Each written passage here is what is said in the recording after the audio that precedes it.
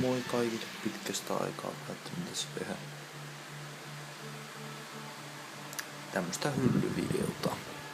Näyttää vähän pelejä. Tässä on just tullut ostettua Homefrontti.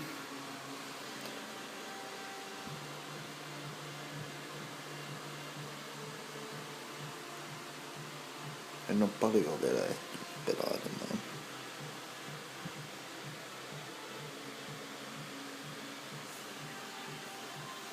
Mut online on ihan jees.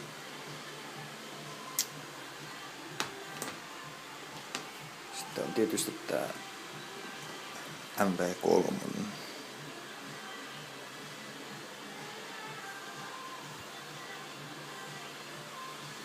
Joka nyt on ihan hyvä peli. Ei se nyt huono ole, mutta mulla vähän ottaa se idea päähän, että joka voisi tulla uusi kodi, niin mut joo. Tässä on näitä muita pelejä, mitä löytyy täältä. No Batman löytyy, se on tullut nyt. Sitten löytyy Assassin's Creed 1, Assassin's Creed 2, Assassin's Creed Revelations, täällä Brotherhood. Otetaanpa se tuonne kaappiin, noin. Sitten löytyy Skyrim. Ja strategia kuitenkin löytyy tähän sen. Sitten Sly Collection. Tää on tosi klassikko, että kaikilla joilla vaan Pleikka, niin kannattaa hankkia tää peli.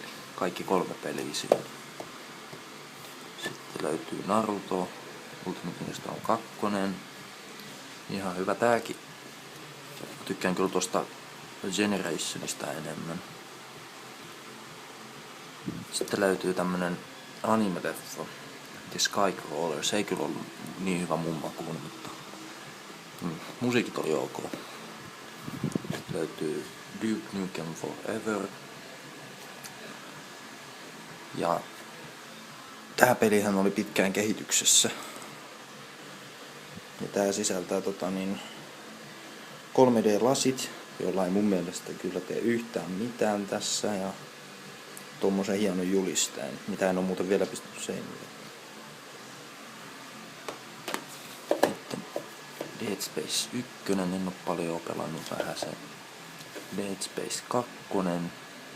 Ajattelin pelaa tän Limited Editioni. Ilmeisesti jotain ekstraa mukana. Ja sitten Fallout 3.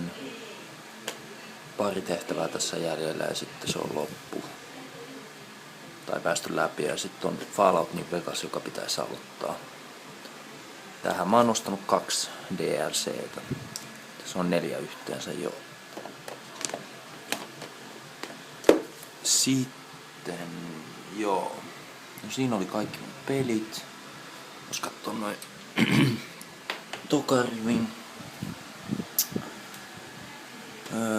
Se on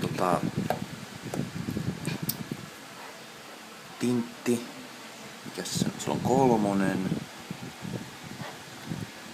Ihan kelpo katsottavaa ja 4. Näähän on tosiaan niinku lapsuusajan suosikkeja. Sitten on 2 mahtavaa yksi mahtava skifisarja, 2 tuotantokautta Space 99.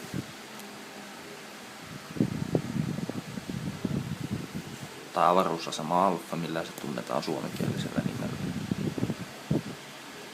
Tuli ostettua Anttilasta joskus. Sitten on Scooby-Doo-leffoja 2, Vampyyri ja Ihmeellinen ihmissusi. Nääkin on tosi hyviä. Sitten on Spider-Man 2.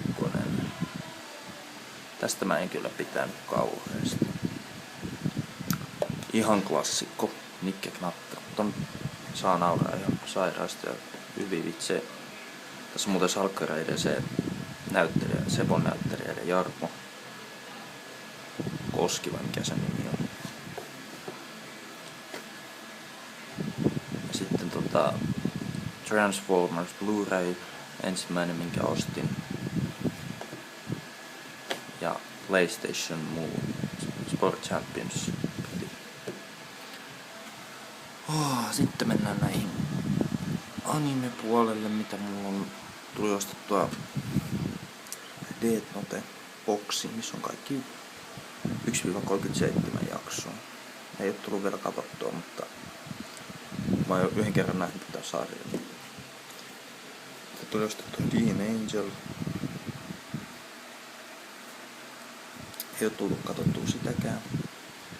D-Crayman tuli myös ostettua. Ja tää on kyllä ihan hukiin menevä sarja, että ei siinä mitään.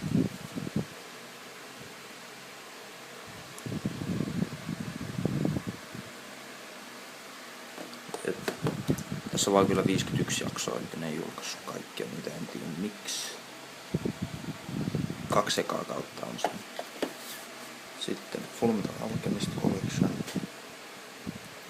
joka tulee nyt leffa mukana Conqueror of Shambhala.